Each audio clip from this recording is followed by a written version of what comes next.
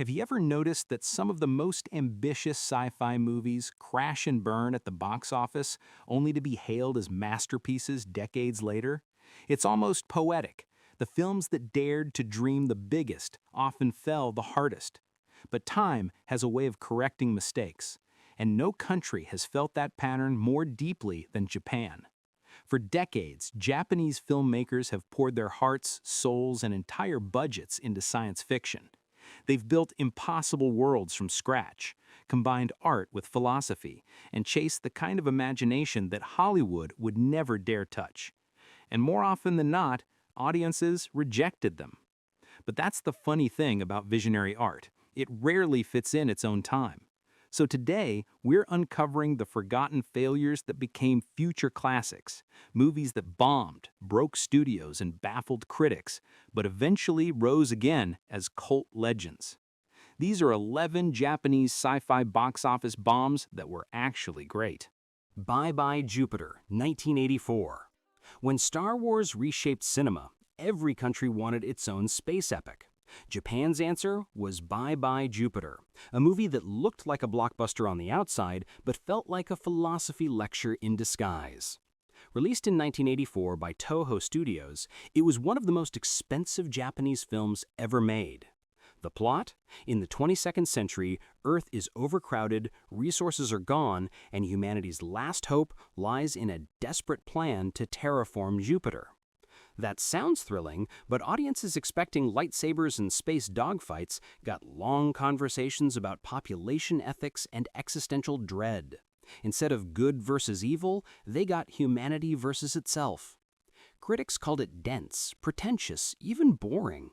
Toho expected a global hit and instead got a financial disaster. But when you watch it today, Bye-Bye Jupiter feels hauntingly ahead of its time. It predicted the environmental collapse and overpopulation crises we talk about now. It wasn't trying to entertain, it was trying to warn. Sure, the effects are dated, and yes, it's slow, but beneath that surface lies one of the most visionary pieces of Japanese sci-fi ever made. A movie that took the genre seriously before the world was ready for it. It didn't fail because it was bad, it failed because it was too early. Casshern, 2004. If Bye-Bye Jupiter looked to the stars, Casshern looked inward and shattered what people thought live-action anime could be. Directed by music video visionary Kazuaki Kiriya, Casshern reimagined a 1960s anime hero in a post-apocalyptic future, drowning in war, pollution, and guilt. A young man brought back from the dead through forbidden science becomes both humanity's savior and its curse. Every frame is a painting, metallic landscapes, bleached skies, slow-motion battles that feel like dreams. Visually, it's breathtaking. Narratively, it's chaos. Audiences had no idea what to think. Some called it brilliant, others walked out halfway through. Critics labeled it a beautiful mess. The box office agreed. But over time, Casshern found its audience. Its cyberpunk aesthetic and tragic tone influenced future Japanese filmmakers and music videos across the world. It dared to treat anime not as a cartoon, but as a myth, a fable about creation, destruction, and the thin line between hero and monster.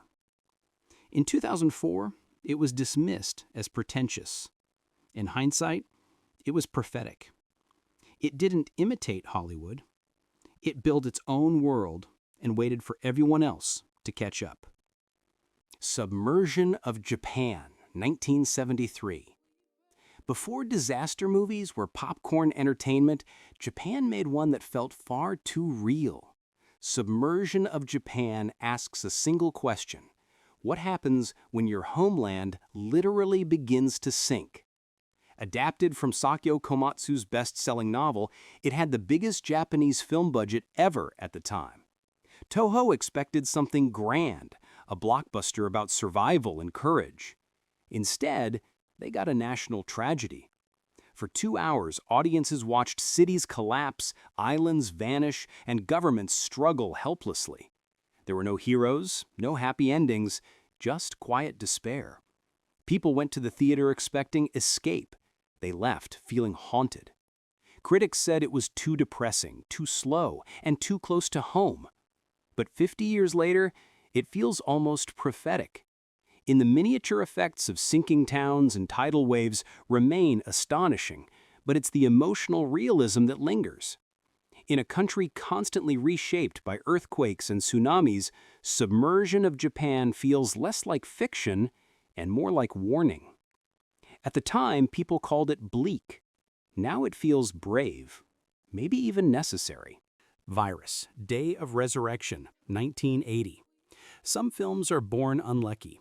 Virus wasn't just a bomb, it was a catastrophe of its own.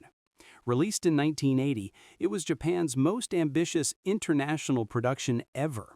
Filmed across multiple continents, featuring American stars like George Kennedy and Glenn Ford, and costing a fortune, it was designed to compete with Hollywood. The plot? A deadly virus wipes out most of humanity. The last survivors, isolated in Antarctica, face extinction as nuclear war looms overhead. Bleak doesn't even begin to describe it. The film ran over 2 hours long, and its tone was relentlessly grim. Viewers looking for escapism got existential horror instead. When it hit theaters, audiences recoiled. Foreign distributors hacked it to pieces for shorter runtimes, making it even harder to follow. It lost money everywhere. But watching it today feels uncanny. Government denial, global panic, scientists fighting politics instead of disease. Sound familiar? It's no longer science fiction, it's prophecy. Virus predicted a world where humanity's worst enemy isn't nature, but ourselves. It failed in 1980 because people weren't ready to face that truth. Now it feels like one of the most chillingly relevant films Japan ever made. Returner, 2002. Not every box office bomb is heavy or tragic. Some are just misunderstood fun. Returner, directed by Takashi Yamazaki, is pure early 2000s energy. Trench coats, slow-motion gunfights, and blue-tinted cityscapes. A time-traveling girl from the future teams up with a jaded hitman to stop an alien invasion before it begins. It's The Matrix, Terminator, and E.T. thrown into a blender, and that's exactly why critics hated it. They called it a copycat, a wannabe Hollywood actioner. But beneath all the bullet time and chaos, Returner has heart. The chemistry between the leads is genuine, the pacing snappy, and the direction surprisingly stylish. It's not trying to be original, it's trying to be awesome. Over time, Returner found a loyal following who saw it for what it is, a fast, emotional, unapologetically fun sci-fi romp. It might wear its influences on its sleeve, but it wears them proudly. Message from Space, 1978. And now we enter the territory of glorious chaos. When Star Wars became a global phenomenon, Toei Studios wanted their own version, immediately. The result was Message from Space, and it's exactly what it sounds like, Star Wars on a sugar rush. Glowing space seeds that choose heroes, a samurai in armor piloting a spaceship, Sonny Chiba wielding laser swords, bright costumes, louder acting, and even louder explosions. Audiences in 1978 didn't know what to make of it. Critics called it confusing, childish, and a galactic mess. It cost a fortune and made back very little. But that chaos is exactly what makes it beloved today. It's not polished, it's passionate. It's a film made by people who clearly loved science fiction and Japanese theatricality and decided to combine both without restraint. Watching it now feels like opening a time capsule from a parallel universe where space operas were staged like kabuki plays.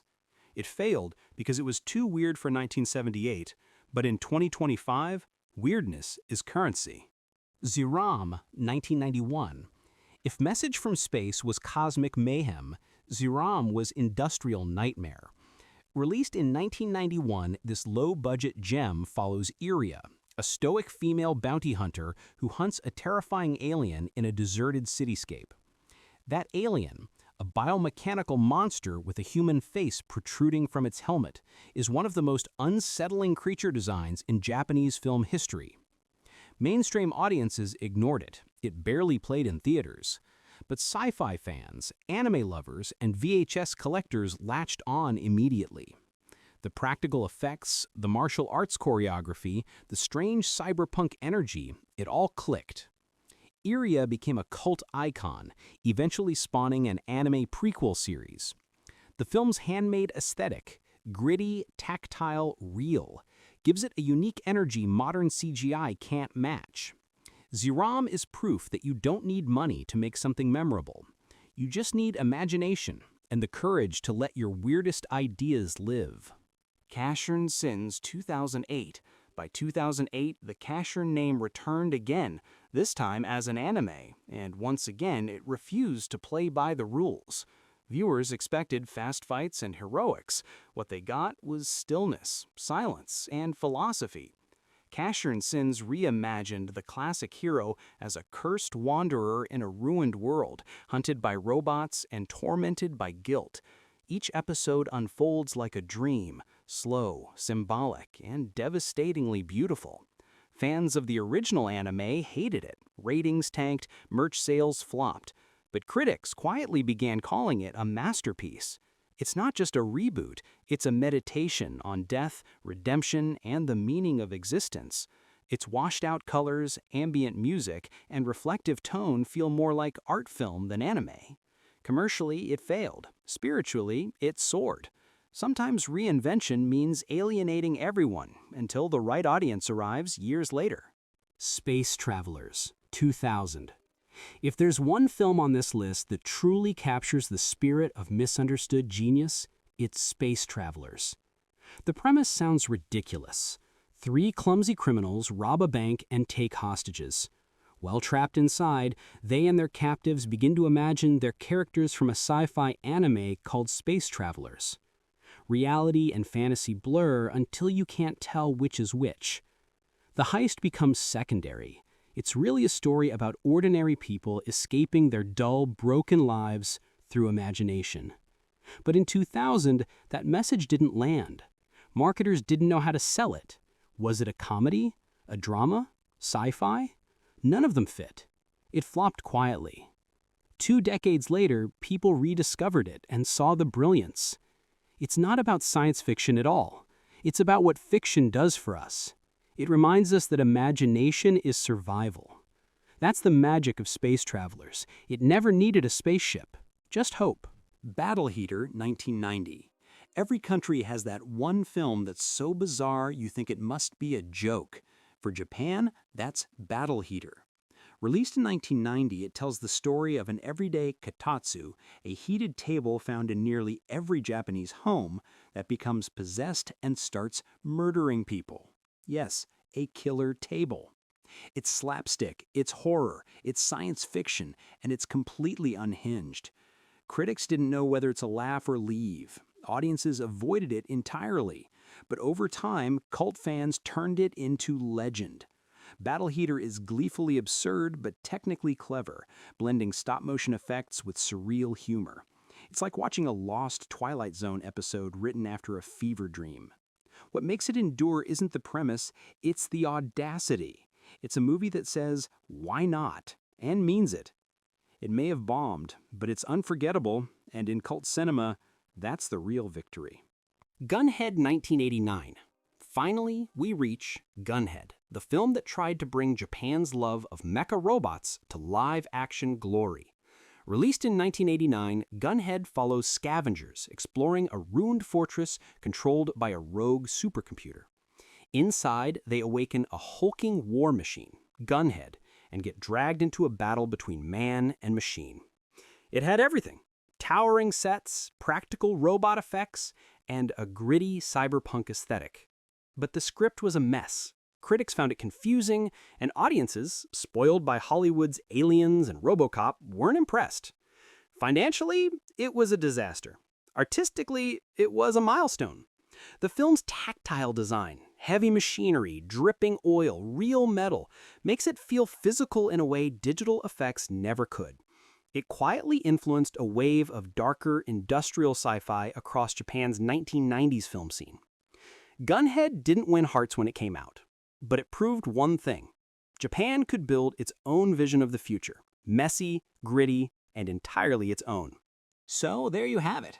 11 Japanese sci-fi films that failed spectacularly, yet somehow, beautifully, refused to die. Each one dared to be different. Each one broke the rules. And each one reminded us that failure isn't the opposite of success, it's part of it. They weren't built to please everyone. They were built to last. Today, we watch them not for perfection, but for courage. The courage to create something no one else would even attempt. Because sometimes the real success of a film isn't measured in box office numbers or critic stars. It's measured in the people who find it years later and say, "How did we miss this?" So next time you stumble across a strange, forgotten Japanese sci-fi movie with a terrible rating and a weird poster, don't scroll past. Watch it. You might be looking at the future, just a few decades too soon. Which of these hidden gems have you seen? And which one do you think deserves a modern remake? Drop your thoughts in the comments below. And if you love stories of redemption, hit that subscribe button. Because failure doesn't mean forgotten. Sometimes, failure is just the first step toward becoming legendary.